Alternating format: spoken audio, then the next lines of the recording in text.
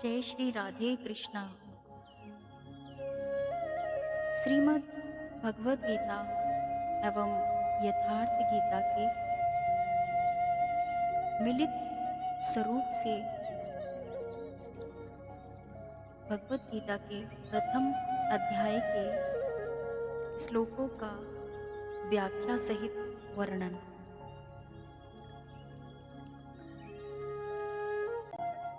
श्रीमद् भगवत गीता पर अनेकों टीकाएं लिखी गई हैं।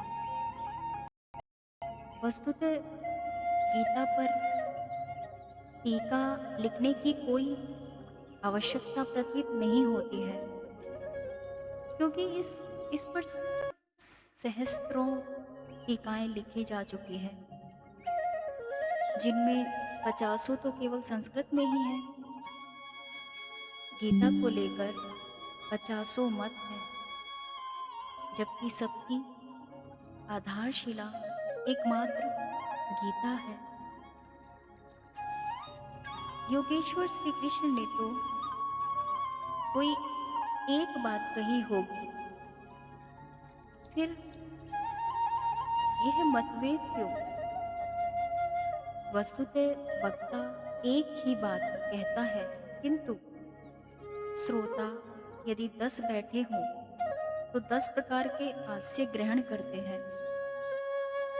व्यक्ति की बुद्धि पर तामसी, राजसी अथवा सात्विक गुणों का जितना प्रभाव है, उसी स्तर से उस वार्ता को पकड़ा जाता है। इससे आगे वह समझ नहीं पाता। अतः मतभेद स्वाभाविक है। विभिन्न मतवादों से और कभी कभी एक ही सिद्धांत को अलग अलग काल और भाषाओं में व्यक्त करने से साधारण मनुष्य संशय में पड़ जाता है। बहुत सी टीकाओं के बीच वह सत्य धारा भी प्रवाहित है, किंतु शुद्ध अर्थ वाली एक टीका हजारों टीकों के बीच रख दी जाए तो उनमें यह पहचानना कठिन हो जाता है कि यथार्थ कौन है। वर्तमान में गीता की बहुत सी टीकाएं हो गई हैं।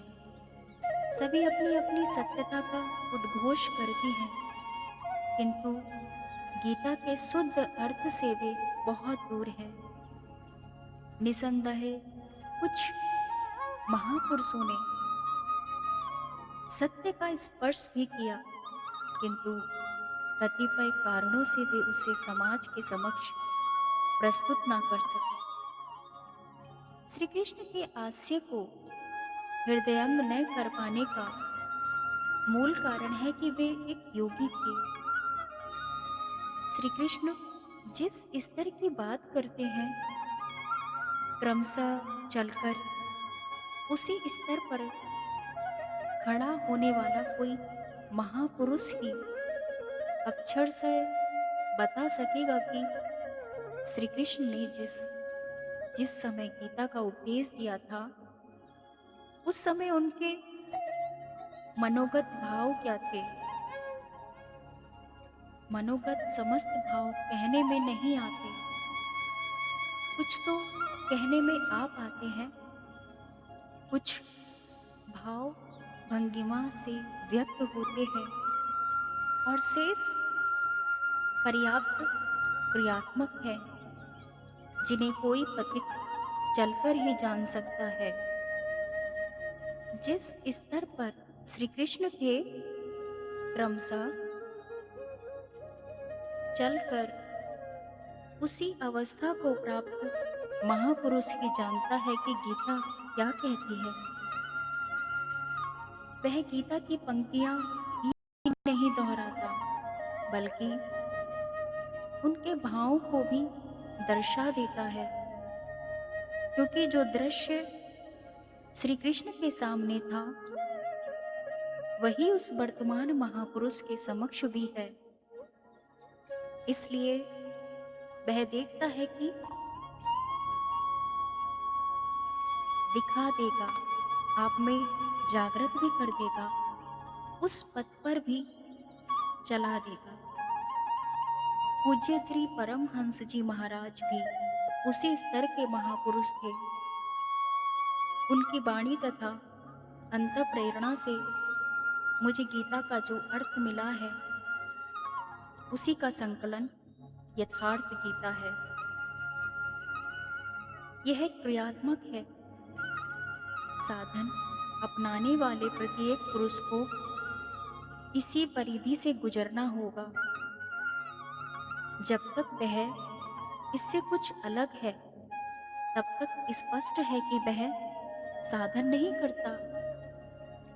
किसी न किसी प्रकार की लकीर अवश्य पीटता है। अब किसी महापुरुष की शरण ले। श्री कृष्ण ने किसी अन्य सत्य को नहीं बतलाया, बल्कि कहा, ऋषियों ने अनेक बार जिसका गायन किया है, वही कहने जा रहा हूं। उन्होंने यह नहीं कहा कि उस ज्ञान को केवल मैं ही जानता हूं या मैं ही बताऊंगा, बल्कि कहा, किसी तत्वदर्शी के पास जाओ, निष्कपट भाव से सेवा करके उस ज्ञान को प्राप्त करो।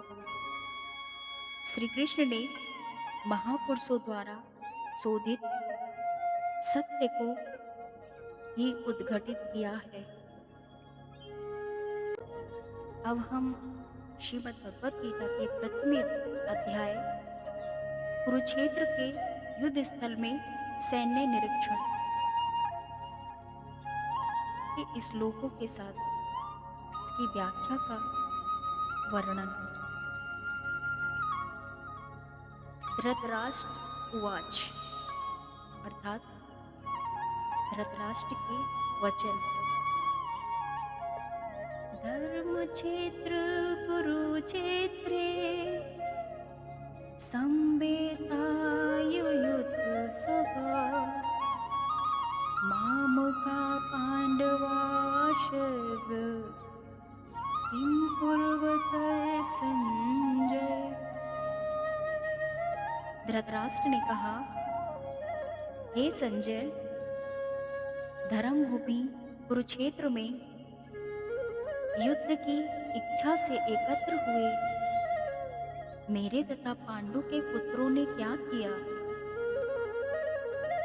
तब उत्तर में संजय ने तात्पर्य के साथ वर्णन किया।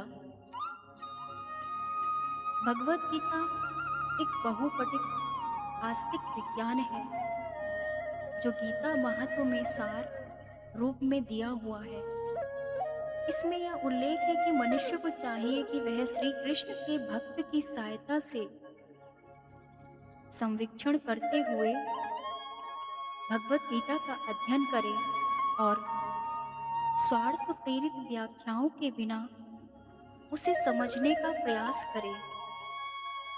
अर्जुन ने जिस प्रकार से साक्षात भगवान कृष्ण से गीता सुनी और उसका उपदेश ग्रहण किया, इस प्रकार की स्पष्ट अनुभूति का उदाहरण भगवत गीता में ही है। यदि उसी गुरु परंपरा से निजी स्वार्थ से प्रेरित हुए बिना किसी को भगवत गीता समझने का सौभाग्य प्राप्त हो, तो वह समस्त वैदिक ज्ञान तथा विश्व के समस्त शास्त्रों के अध्ययन को पीछे छोड़ देता है। पाठक को भगवत गीता में न केवल अन्य शास्त्रों की सारी बातें मिलेंगी, अपितु ऐसी बातें भी मिलेंगी जो अन्यत्र कहीं उपलब्ध नहीं है। यही गीता का विशिष्ट मानदंड है। स्वयं भगवान श्री कृष्ण द्वारा साक्षात उच्चारित होने के कारण यह पूर्ण आस्तिक विज्ञान है। महाभारत में वर्णित धृतराष्ट्र तथा संजय की वार्ताएं इस महान दर्शन के मूलभूत सिद्धांत का कार्य करती है। माना जाता है कि इस दर्शन की प्रस्तुति कुरुक्षेत्र के युद्ध स्थल में हुई, जो वैदिक युग से पवित्र तीर्थ स्थल रहा है। इसका प्रवचन भगवान द्वारा मानव जाति के पथ प्रदर्शन हेतु तब किया गया जब वे इस लोक में स्वयं उपस्थित थे। धर्म क्षेत्र शब्द सार्थक है, क्योंकि कुरुक्षेत्र के युद्ध स्थल में अर्जुन के पक्ष में श्री भगवान स्वयं उपस्थित थे।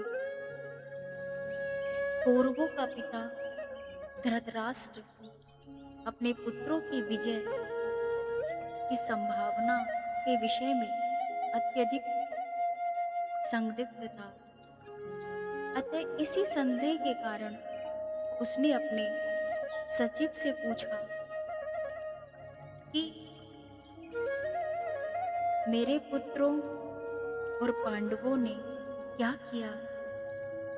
वह आश्वस्त था कि उसके पुत्र तथा उसके छोटे भाई पांडु के पुत्र कुरुक्षेत्र की युद्ध भूमि में निर्णयात्मक संग्राम के लिए एकत्र हुए हैं। फिर भी उसकी जिज्ञासा सार्थक है। वह नहीं चाहता था कि भाइयों में कोई समझौता हो, अतः वह युद्ध भूमि में अपने पुत्रों की नियति के विषय में आश्वस्त होना चाह रहा था। क्योंकि इस युद्ध को कुरुक्षेत्र में लड़ा जाना था, जिसका उल्लेख वेदों में स्वर्ग के निवासियों के लिए भी तीर्थ स्थल के रूप में हुआ है। अतः धृतराष्ट्र अत्यंत भयभीत था कि इस पवित्र स्थल का युद्ध के परिणाम पर न जाने कैसा प्रभाव पड़े। उसे भली भांति ज्ञात था कि इसका प्रभाव अर्जुन तथा पांडु के अन्य पुत्रों पर अत्यंत अनुकूल पड़ेगा, क्योंकि स्वभाव से वे सभी पुण्यात्मा थे। संजय श्री व्यास का शिष्य था, अतः उनकी कृपा से संजय धृतराष्ट्र के कक्ष में बैठे बैठे कुरुक्षेत्र के युद्ध स्थल का दर्शन कर रहा था। इसलिए धृतराष्ट्र ने उसमें युद्ध स्थल की स्थिति के विषय में पूछा। पांडव तथा धृतराष्ट्र के पुत्र दोनों ही एक वंश से संबंधित हैं, किंतु यहाँ पर धृतराष्ट्र के वाक्य से उसके मनोभाव प्रकट होते हैं। उसने जानबूझकर अपने पुत्रों को कुरु कहा और पांडु के पुत्रों को वंश के उत्तराधिकार से विलग कर दिया। इस तरह पांडु के पुत्र अर्थात अपने भतीजों के साथ धृतराष्ट्र की विशिष्ट मनस्थिति समझी जा सकती है। जिस प्रकार धान के खेत से अवांछित पौधों को उखाड़ दिया जाता है, उसी प्रकार इस कथा के आरंभ से ही ऐसी आशा की जाती है कि जहाँ धर्म के पिता श्री कृष्ण उपस्थित हो, वहाँ कुरुक्षेत्र रूपी खेत में दुर्योधन आदि धृतराष्ट्र के पुत्र रूपी अवांछित पौधों को समूल नष्ट करके युधिष्ठिर आदि नितांत धार्मिक पुरुषों की स्थापना की जाएगी। यहाँ धर्म क्षेत्र तथा कुरुक्षेत्र शब्दों की उनकी ऐतिहासिक तथा वैदिक महत्ता है। इसके अतिरिक्त यही सार्थकता है। जय श्री राधे कृष्णा। श्रीमद्